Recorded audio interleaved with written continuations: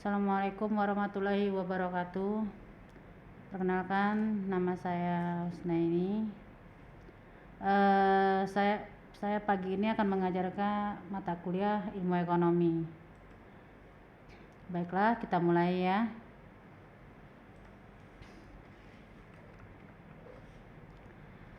Jadi sebelumnya sudah pernah belajar ekonomi pada waktu kita masih sekolah ya. Cuman untuk sekarang mungkin lebih ke materi dan lebih berkelanjutan lagi. Jadi kita mulai, itu latar belakang dan pengertian ilmu ekonomi. Apa sih ilmu ekonomi itu? Seperti apa ilmu ekonomi itu?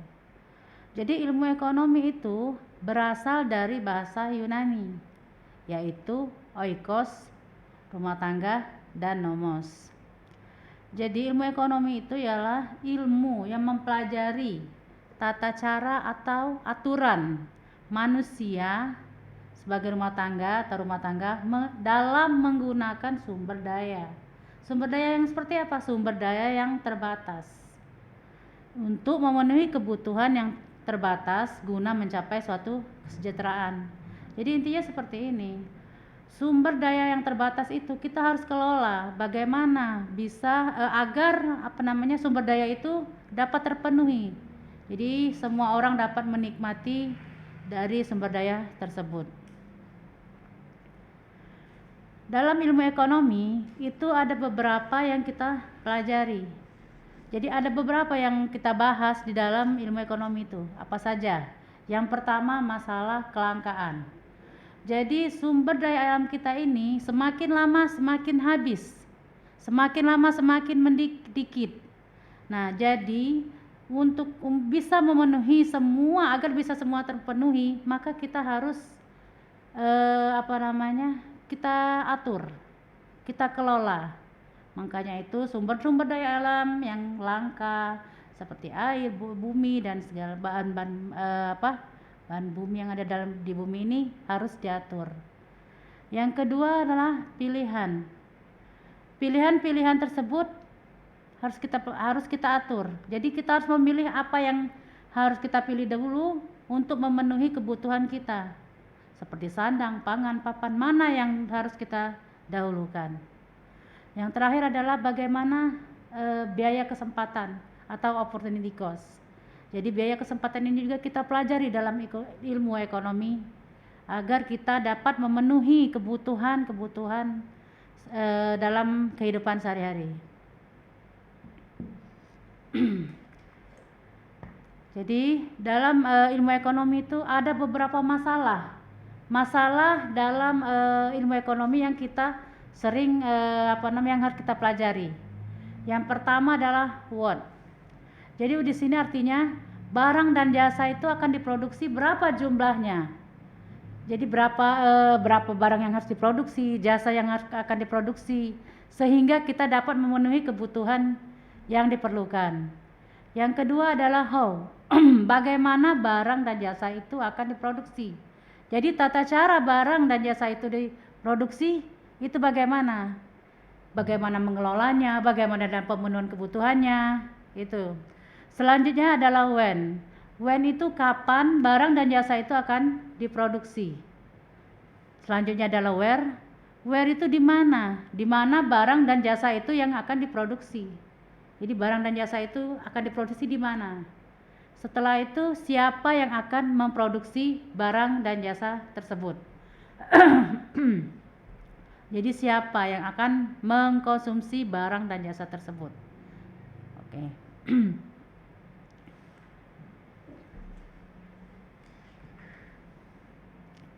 Selanjutnya adalah barang dan jasa. Apa sih yang dimaksud dengan barang dan jasa? Barang itu apa dan jasa itu apa? Jadi barang itu ialah benda, suatu benda yang berwujud dan tak berwujud yang digunakan untuk memenuhi kebutuhan atau untuk menghasilkan benda lain yang memenuhi kebutuhan manusia.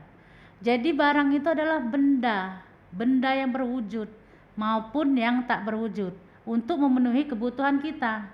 Contohnya sandang, pangan, papan, itu semua yang disebut dengan barang. barang dalam memenuhi kebutuhan kehidupan kita sehari-hari. Selanjutnya adalah jasa. Apa itu jasa? Jasa itu adalah tidak berwujud, tetapi memberikan kepuasan dalam memenuhi kebutuhan masyarakat. Contohnya, jasa bengkel.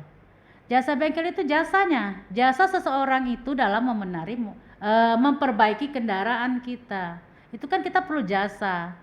Selain itu jasa dokter.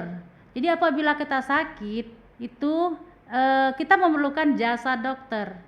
Ilmu dari dokter itulah yang disebut dengan jasa. Selanjutnya ialah jasa perbankan, guru, dan lain-lain. Masih banyak lagi jasa yang akan dipergunakan. Barang adalah ada dua ya. Barang ekonomi dan barang bebas. Apa itu yang dimaksud dengan barang ekonomi? Barang ekonomi ialah barang yang mempunyai kegunaan yang langka, yang jumlahnya terbatas, lebih sedikit dibandingkan dengan jumlah kebutuhan masyarakat. Jadi barang ekonomi itu barang yang sangat bernilai. Bernilai kenapa? Karena dia sangat langka. Untuk memenuhi kebutuhan itu langka. Jadi kita harus dikelola sehingga semuanya dapat terpenuhi. Yang kedua ialah barang bebas. Barang bebas ialah barang yang tersedia dalam jumlah melimpah dan tidak memerlukan pengorbanan untuk memperolehnya. Jadi contohnya aja udara, sinar matahari, itu kan bebas. Kita bebas menikmatinya. Kita tidak harus mengelolanya. Kita sudah diberikan oleh Tuhan, itu barang bebas yang sangat luar biasa. Udara itu bagaimana kita menikmati udara, sinar matahari. Dalam kehidupan kita sehari-hari, kita tidak perlu membelinya, tidak perlu mengorbankan sesuatu untuk mendapatkan barang tersebut. Terus barang akhir. Barang akhir ialah barang yang dihasilkan oleh berbagai kegiatan ekonomi dan dapat digunakan untuk memenuhi kebutuhan masyarakat. Jadi barang akhir itu barang yang terakhir, yang didapat, yang sudah jadi, yang bisa digunakan. Nah, jadi barang akhir itu dibagi menjadi barang tahan lama dan barang tidak tahan lama. Yang kedua adalah barang modal. Barang modal itu digunakan untuk menghasilkan barang-barang lain. Contoh, mesin, traktor, ya.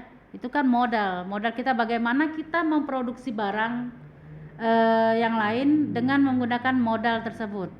Jadi contoh kita memproduksi baju, pakaian, itu kan kita menggunakan mesin, ya.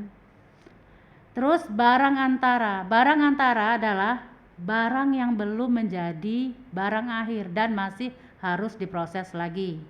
Contohnya itu seperti kayu. Kayu itu kan belum jadi. Jadi kayu itu dibuat untuk meja, itu belum jadi. Jadi barang antara itu barang yang akan diproses lanjut menjadi barang jadi. Sekarang kita akan mempelajari manfaat ilmu ekonomi. Kenapa sih kita harus mempelajari manfaat ekonomi? Untuk apa manfaat ilmu ekonomi itu kita pelajari? Tentu kan ada gunanya. Apa yang gunanya? Jadi kita harus berpikir juga ya, kenapa kita harus mempelajari manfaat ilmu ekonomi tersebut? Apa sih manfaatnya? Yang pertama adalah memperbaiki cara berpikir dan membantu dalam pengambilan keputusan.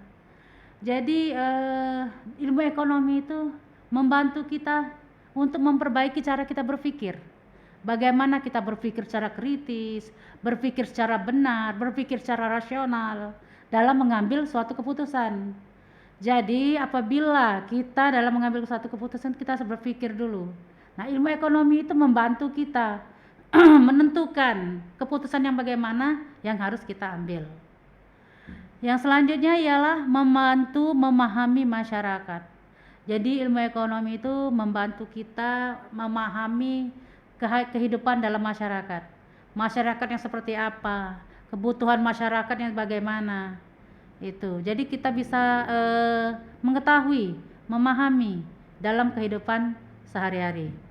Selanjutnya ialah membantu memahami masalah-masalah internasional atau masalah global.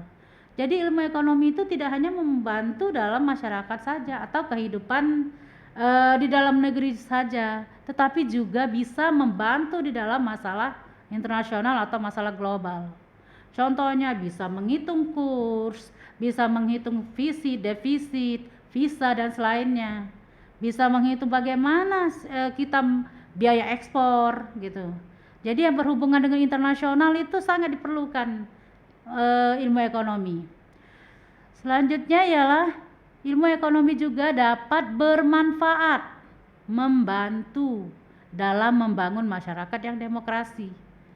Jadi ilmu ekonomi itu menuntun kita bagaimana kita membangun masyarakat yang lebih baik lagi, masyarakat yang demokrasi, masyarakat yang yang terjamin kehidupannya, yang seperti apa seperti itu. Oke. Jadi ilmu ekonomi itu kita bagi dalam beberapa pembagian. Yang pertama deskriptif, teori ekonomi, terapan, ilmu ekonomi mikro dan makro. Nah, apa itu ilmu ekonomi deskriptif?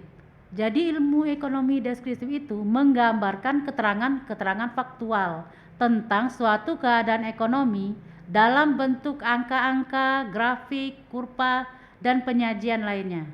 Jadi kita bisa mengetahui keadaan ekonomi itu melalui grafik, berapa persen, berapa kurs-kursnya, angka-angka itu melalui faktual secara deskriptif. Selanjutnya ialah contohnya deskriptif ialah tentang pendapatan nasional. Bagaimana kita cara menghitung pendapatan nasional, mengetahui jumlah pengangguran. Terus kita membuat dalam neraca pembayaran, kurs baik defisit maupun surplusnya itu dipelajari semua dalam angka-angka ilmu ekonomi. Ilmu ekonomi juga menjelaskan secara sederhana tentang cara suatu sistem ekonomi yang bekerja dengan ciri-ciri yang penting dalam sistem ekonomi tersebut. Jadi dalam ekonomi itu dipelajari juga tentang teori ekonomi mikro dan teori ekonomi makro. Jadi bagaimana suatu kehidupan perekonomian itu baik secara mikro maupun makro itu kita pelajari semua. Selain itu juga teori ekonomi mikro itu apa sih sebenarnya? Jadi teori ekonomi mikro itu kita mempelajari perilaku pelaku ekonomi secara mikro atau secara individual, secara ruang lingkup yang kecil. Contoh, konsumen, produsen, pasar penerimaan biaya, keuntungan perusahaan, itu semuanya kita pelajari dalam ekonomi mikro. Ya, bagaimana kehidupan apa itu konsumen, terus produsen itu sendiri, bagaimana penerimaan, terus pasar. Jadi apa yang ada dalam lingkup individual itu termasuk dalam ekonomi mikro. Jadi bagaimana apa yang termasuk dari barang apa yang akan diproduksi, bagaimana cara produksinya, untuk siapa barang itu diproduksi, terus di mana, kapan, itu semua dipelajari dalam ekonomi mikro. Nah, sekarang kita selain mikro, kita juga mempelajari teori ekonomi makro. Apa itu teori ekonomi makro? Teori ekonomi makro itu mempelajari unit-unit ekonomi secara besar atau secara makro, secara keseluruhan. Jadi contohnya pendapatan nasional dalam suatu negara, terus perkembangan inflasi, naik turunnya inflasi suatu negara itu dipelajari dalam ekonomi makro. Selain itu juga kita mempelajari tentang kebijakan pemerintah yang seperti dalam penaikan, contoh dalam penaikan BBM, dalam ketentuan kenaikan sembako. Selain itu juga bagaimana cara mengatasi pengangguran, besarnya pengangguran dalam suatu negara, itu semua dipelajari secara makro, secara keseluruhan, secara besar, ya. Jadi masalah-masalah dalam ekonomi makro itu sendiri ada beberapa yang kita pelajari. Yang pertama adalah faktor apa saja yang menentukan tingkat perekonomian suatu negara tersebut. Jadi naik turunnya pendapatan suatu negara, devisa negara, itu apa faktornya? Kehidupan perekonomian yang seperti apa itu dipelajari dalam ekonomi makro. Bagaimana kita tingkat pengangguran, besarnya pengangguran di suatu negara itu dalam ekonomi makro. Selanjutnya ialah mengapa sih pertumbuhan ekonomi tidak terlalu konstan, atau misalnya pertumbuhan ekonomi pendapatan per kapita di suatu negara itu baik besar atau kecil, itu dipelajari semua dalam ekonomi makro. Ya. Selanjutnya adalah mengatasi pengangguran. Pengangguran itu dalam suatu negara itu biasanya baik itu banyak atau sedikitnya pengangguran itu kita pelajari semua dalam ekonomi makro. Kenapa sih terjadi banyaknya pengangguran? Apa yang menyebabkan pengangguran itu semakin hari semakin meningkat?